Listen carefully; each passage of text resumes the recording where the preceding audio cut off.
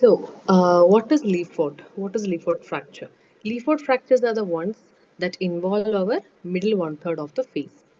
Okay, so what is middle one third? Of course, grossly we can say if we divide our face into three parts, the middle third of the face, right? But anatomically, this middle one third is bounded superiorly by the line that joins the two frontozygomatic sutures and inferiorly by the maxillary occlusal plane. In cases of edentulous patients, we can consider the alveolus or the alveolar ridge as the inferior margin. All right. So, what are the physical characteristics of this area?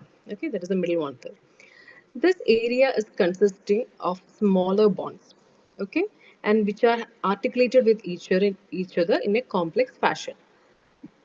Okay, so because of this complex articulation, whenever there is a fracture in this area, most probably it will be in complex in nature, like multiple bonds will be involved in the fracture.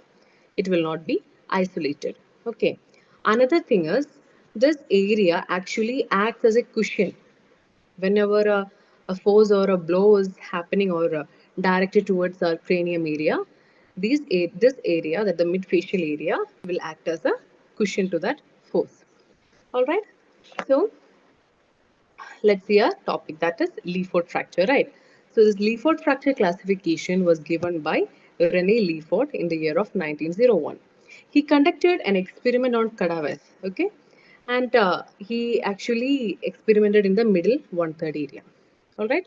So here he has found that there are certain lines of least resistance or the lines of weakness. Okay.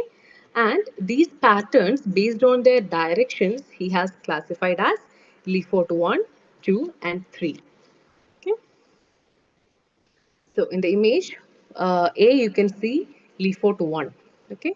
So as you can see, it's horizontal in nature, right? It's horizontal in nature and it's involving the lower level, right? The lower level of the middle one third of our face. All right. And the one of the common feature that all the Lefort fractures are having is involvement of the pterygoid plate. Okay.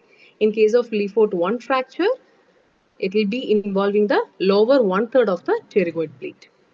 Okay, and coming to picture B, you can see a pyramidal fracture.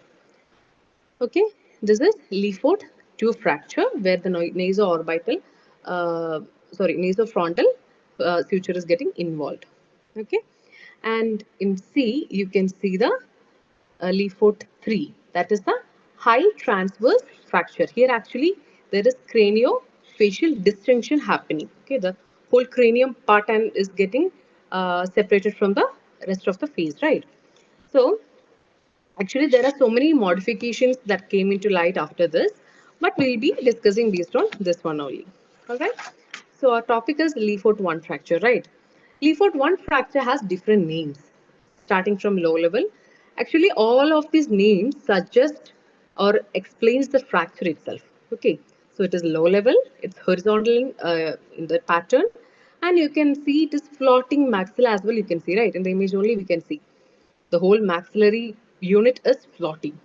That happens in the case of bilateral Lefort fractures. Also, there will be pterygomaxillary disjunction, and it's also called as Guerin's fracture. So, Guerin's fracture because it shows Guerin's sign. What is Guerin's sign? That we'll be discussing later. Before getting into that, how does it happen and when does it happen? Usually, Lefort 1 fracture happens whenever there is a horizontal force that is directed towards the upper part of the apices of maxillary teeth. Okay, that is one possibility. And the other possibility is when there is a blow from the opposite jaw. In our case, it will be from the mandible. But it will lead to the impaction of the whole unit. Okay, it will not be like the normal Lefort 1 fracture, that is the floating maxilla and all. But it will get, the whole unit will get impacted into the cranium. All right. So, yeah, before getting into the clinical features, we should know how the fracture line is running here. Okay, so we can consider our pyriform aperture as a point. Okay, from there, the line will be traveling laterally and medially. So laterally, from the pyriform aperture, it will travel towards the anterior lateral wall of the maxillary sinus, which is the facial wall. Okay, and from there, below the zygomatic buttress, it will travel towards the lower one third of the pterygoid plate. Okay, from there, it will travel towards, it will round and it will go to the palatine bone. All right, that is the lateral extension of the fracture line, whereas medial extension most commonly seen in bilateral cases. Okay, here our nasal septum is also getting involved. So the medial line, again from the pyriform aperture, it travels to the lower one third of the nasal septum, and from there to the lateral wall of the nasal cavity. And this one goes behind the maxillary tuberosity and joins with the lateral extension of our fracture line. Okay, this is how it progresses, the whole fracture line. Now, moving to the clinical features, in the images only you can see. Okay, so of course, this is dealing with the maxillary region. So you can see a swollen lip. Okay, also you can see ecchymosis. In the first image, you can see ecchymosis. Where? In the buccal vestibule. In which region? In the zygomatic region. Okay, and the second one, and the next one is, as I told before, Guerin sign. Okay, what exactly is Guerin sign? It is actually again ecchymosis only in the bipalatal region, bilaterally in the area of greater palatine foramen. Then there is a chance for mid-palatine split as well. Okay, in the third image you can see there is a mid-palatal split. Associated with that, there is actually the central incisors have dislocated as well, right? It has dislocated or shifted distally as well. Also, in the fourth image, you can see nasal block due to what? So it is going through the maxillary sinus wall, right? So there is a chance or possibility of mucosal tear in the maxillary sinus. Okay, so due to that, there will be hemorrhage. There could be hemorrhage in the maxillary sinus. So due to that, the nose may get blocked. All right. Also, in some cases, you can also see premature contact of the posterior teeth, that is the molar teeth, which leads to anterior open bite. Also, this will give a long face appearance to the patient. Okay, another complication related to this one is occlusal gagging. Okay, occlusal gagging, which can cause breathing difficulty. Okay, it can block the airway a little bit. All right, so we have completed our clinical features. Moving on to diagnosis. So we have a patient in our chair or hospital. So the patient has come with so and so clinical features, whatever we have been discussed till now. Now you have to make sure, right? This is what is the problem. Like this is the fracture that has been that has to be treated. So we have to evaluate or examine the patient physically or clinically, right? So make the patient sit. Then you have to stabilize the head. After that, you're supposed to palpate the maxilla and the alveolus area. Okay, and you have to check for any deformity, like if there is a step-like deformity. Okay, or is there any mobility when you are palpating? Okay, after that, you're supposed to manipulate the whole dento-alveolar process as a single unit. Okay, how to do that? So you have to, in the image only you can see, you have to hold the anterior maxilla with your thumb and the index finger. Okay, and you have to hold the nasal bridge with the other hand.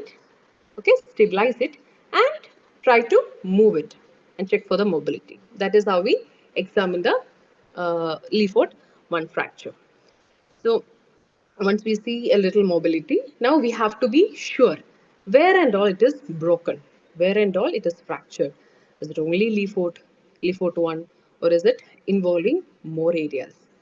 And we need a little bit more precise location and everything. No, anatomical location and everything, where exactly it is broken. If there is a step deformity, we can still make sure where exactly it is.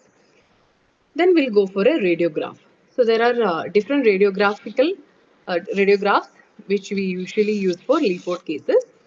So we can use for a 15 to 30 degree occipitomental view, We can use a Waters view, which is best for Leaford cases. Also, you can go for a lateral skull view. After that, it's always better to go for a CT scan before you get into the management part. Okay, so yeah, before getting to our the management of our Leaford part, let's see how to manage the trauma case, whichever trauma it is. Okay, so the patient has come to your clinic or hospital. If it's a hospital setup, you have to, even if it's a clinic sub setup, you have to make sure about the ABC steps. Okay, there is something called golden hour of trauma. That is the first 60 minutes immediately after the trauma. A, B, C, these three has to be patented in this 60 minutes. Okay, so airway management with the cervical spine protection. In the chart, you can see, and the breathing or the oxygenation should be adequate, and the circulation with hemorrhage control. If there is a bleeding, that has to be controlled within that 60 minutes. Okay, so once this ABC part is done, we can move on to the soft tissue management. If any lacerations are there, okay, all those things you have to see. Also, we have to check for the X-ray and the rest of the diagnostic part as well. Okay, so moving on to the fracture management. So, fracture management, if it's a panfacial fracture, we always consider two approaches. One is bottom up, inside out. The name only says that, right? So bottom up means here we are considering mandible as the base, and from there we'll be moving upwards. Okay, we'll consider start from the mandible and we'll go upwards sequentially. The managing part. The second one is top down, outside in method. Here we are considering calvarium as the base. So we'll be starting from the frontal bone region. Okay, management will be starting from the frontal bone, and sequentially, just like that one, the previous one will be moving downwards. All right. So now fracture management, whichever is the fracture management, we have three, whichever is the fracture, okay, whichever is the fracture, there are three principles we are supposed to follow: reduction, fixation, and immobilization.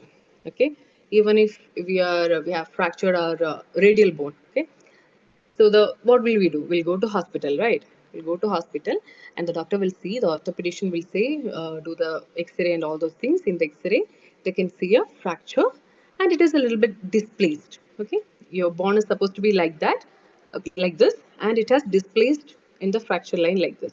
So right now it is like this. You're supposed to get it into, or you're supposed to reduce it into the normal alignment or normal anatomical alignment. That is the part where you reduce. Reduction happens there. So you have got, the doctor has got the, you're born into this normal anatomy. Now you have to fix it. Okay, because it's broken. There is no connection between these two. To heal also, it will take some time now, right? So till then, you have to fix it. You fix and you have to immobilize it. What will he do? He'll just put a plaster cast of, if needed, if it's a comminuted fracture, he'll go for a plate and screw treatment way, right? If it is not comminuted and if it is a clean fracture line, he'll just reduce it and he'll immobilize with a plaster cast. So we'll be following the same principles for our oral and maxillofacial region as well. So this reduction part, it can be open or closed. As I told, what is reduction? It is the restoration of the fractured fragments to their original anatomical position, right? So closed reduction and open reduction are there. Closed reduction, it can be manual reduction, like with the manually only we are reducing it. So here we can either manipulate the fracture fragments by hand and get it into the alignment. Usually we use this manipulation by hand in case of fresh fracture cases. Okay, and the most popular one is reduction by using special instruments. Okay, there are specific instruments which we can use. This can be used even after a week or so. Even in the delayed conditions, we can use the special instruments. Okay, and these two, the point 2 and 3, these were actually two procedures done by different people in 1951. Dingman and Harding, they used a dental compound loaded into impression tray for mobilizing the fractured fragment of maxilla. This can be used in delayed treatment actually, okay, where there is some amount of fibrosis. So when the impression compound sets in, it holds a grip, right? It will have a grip on the maxillary arch. So with the handle of the tray, they just dropped the maxilla and somehow they got into the, they just reduced it. Okay. And in 1966, they have used, Propesco have used rubber dam sheets, or they have mentioned the use of rubber catheters, even long ribbon and all. Whenever the maxilla is impacted and manual mobilization is not possible, they have used this method. That is the reduction by using rubber dam sheet or catheters. So let's see how the reduction is done using some special instruments. All right. So these are external reduction devices. In the first two images, we have Rose disimpaction forceps. Okay, it's a paired device. You can see in the second, in the first two images shows that. So it has two beaks or two blades. The curved one will go to the palatal area, and the straight will be in the nasal cavity.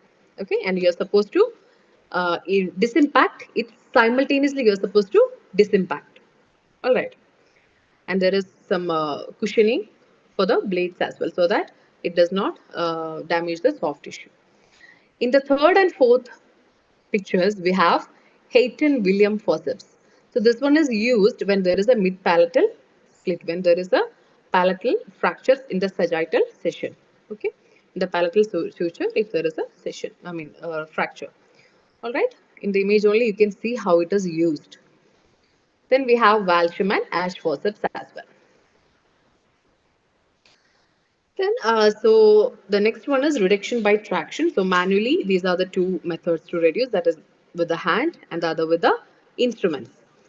Then we can reduce by traction. This is usually used in delayed cases, okay, delayed fractures. So we can use intraoral or extraoral traction, okay. So after the elastic traction is given, then the patient has to be observed for a period of 12 to 24 hours.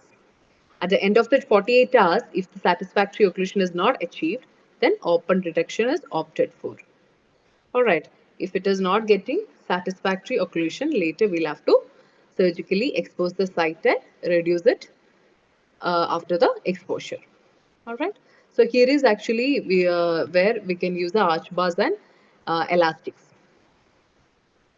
So how does open reduction happen? We can do it under GA or even LA.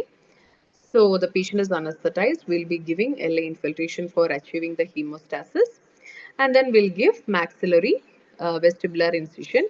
So we have the image and everything, right? We have the radiograph with us. We have the CT with us. Accordingly, on the site, almost 3 to 4 centimeter above the mucogingival junction, you're supposed to give the incision. All right. After that, the same. You're supposed to do subperiosteal dissection and all. Once the fracture site is exposed, you can fix it. Usually, with open reduction, we'll do the internal fixation only. Okay, internal fixation is the one with where we use the plates and all. Okay. So what are the key differences from closed reduction and open reduction?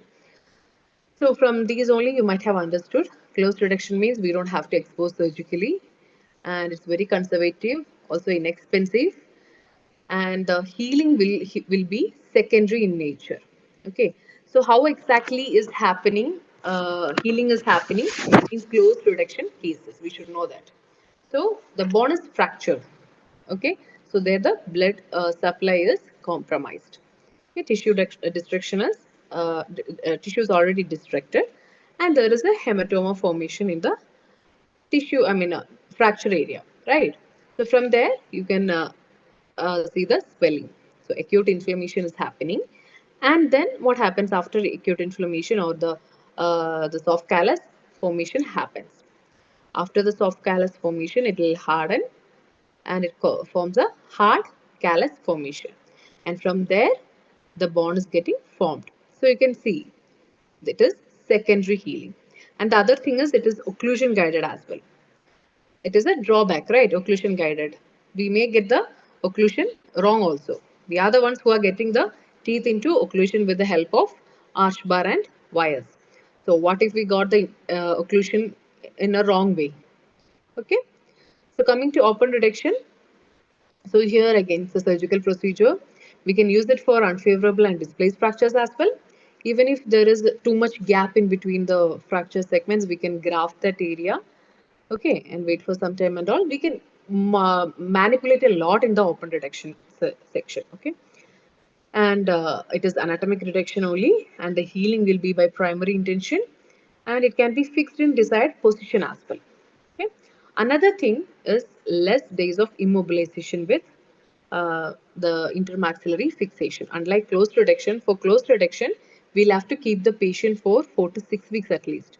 Okay, the whole maxilla and mandible is fixed.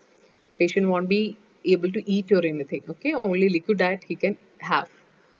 So nutritional compromise will not be there in open reduction. This is more of a faster way other than the surgical procedure. Other than it is a surgical procedure, it's all fine with the open reduction. Okay. Along with the surgical procedure, the complication will also be a little bit more. Now coming to our next one, that is the fixation part. So what happens in fixation? So we have reduced the fracture fragments and all. Now we have to fix it. How do we fix it? Okay. So there is indirect and indirect fixation. Okay, indirect is where we are using closed. Here, the control of bond fragments are done using the denture bearing area. We are taking the support of denture bearing area here. The examples are we have intermaxillary fixation or maxillomandibular fixation, and we have craniomaxillary or craniomandibular suspension. And in mandible, we use external fixation, bone clamps, then K-wires, halo frames, plaster of Paris head cap, box frame, and all. In maxilla, we mostly use IMF, IMF or MMF, or at times we have used craniomaxillary as well, right? So let's see IMF and MMF. So here we'll be using dental wiring. Okay, interdental wiring we'll be doing. We'll be placing the arch bar in upper arch and the lower arch. Arch bar, I think photo I've shown you before. Yeah, these are arch bars. So connecting this maxillary and mandibular arch bar, we'll be giving interdental wires. Okay, yeah. Interdental wires will be placed. So also eyelet wiring can be done along with this. It will differ situation to situation. Also, in case of edentulous patient, we can always go for gunning splint. Then we have intermaxillary fixation screws as well, where we don't have to use the arch bar. Okay, instead of arch bar, we can fix the screw or insert the screw into the gingival area, and we can fix the intermaxillary. All right. So then we have craniomaxillary or craniomandibular suspension. In the images only you can see. Okay, the whole fractured segment is getting suspended from a buttress. Or what is a buttress? Buttress is the area where there is the bond thickness is a little bit more. So that area is usually a little strong more than rest of the area. Okay, so in the chart you can see for Lefort 1 we can use zygomatic buttress, infraorbital buttress, then the lateral piriform aperture, and the anterior nasal spine as well. So you can see in the first image how circumzygomatic mandibular suspension technique has been used. And in the lower image, you can see how the infraorbital the area has been used for suspension. In the third image, we can see how zygomatic buttress suspension has been used. So you will be inserting in the suspension, in the zygomatic suspension, you can see we have inserted a implant kind of screw kind of thing into the buttress, and from there using elastics we are suspending the our fractured, which we have reduced, no fractured fragments which we have reduced, that are getting suspended from the zygomatic buttress area. Coming to direct or internal fixation, in most of the cases where we have done the open reduction, we'll go for the internal fixation only. Okay, so this direct can be, as I told, it can be external or internal, and internal again can be rigid and semi-rigid. Okay, rigid fixation means we'll be using this bond plates. Okay, bond plates we'll be using, but the advantage regarding the rigid fixation is there will not be a need of intermaxillary fixation. Okay, for most of the patients they will not be thinking, I mean they'll be thinking more about this IMF more than the surgery. Okay, because they can't eat, or they can't functionally, it's difficult to work with a IMF. Okay, then you can go for a semi-rigid fixation. Here also you will need the IMF or MMF, but the duration will be far less. Like you'll have to go for 1 to 2 weeks. That's the maximum. Whereas the other areas we will have to, that is where we are reducing in closed, no, in closed reduction areas and all, we'll have to give the IMF for 4 to 6 weeks. Okay, in semi-rigid fixation, we have transverse wiring and non-compression mini plates as well. So the last one is immobilization. So we have fixed it. Okay, we have reduced the fractures into the anatomical position. We have fixed it. Hmm. And immobilization is an extension of fixation period actually. So during this phase, the fixation device is retained so that we can stabilize the reduced fragments into the normal alignment. Okay, this will be happening till the clinical bond union is taking place, and the duration could be 3 to 4 weeks. All right. And next step. So all our management part is done. Now what we have to take care of? We have to be careful regarding the prevention of the infection and also the gradual rehabilitation of function. What comes in gradual rehabilitation of function? At times, patient after these many weeks of IMF or MMF, the surgery, all those things, patient will be having difficulty in opening the mouth and all. Okay, so the mouth opening exercise we will have to um, suggest or advise to the patient. All those things comes with the rehabilitation of the function. Now let's see what are the complications. Okay, what are the complications? We have infraorbital nerve paresthesia. Of course, we are dealing with this anterior maxilla, right? So, infraorbital nerve paresthesia is possible. Then anaphthalamosis, and then infection could happen. If our fracture is again bilateral, most of the times we can see deviated septum along with the nasal obstruction, and at times we can see non-union or the union. The bond fragments might have fused, but it will not be in the proper alignment, which results in malunion, and we can also see malocclusion. All right. So that finishes my presentation. It was a very small one, but I hope it was of some use to all of you. Okay, thank you.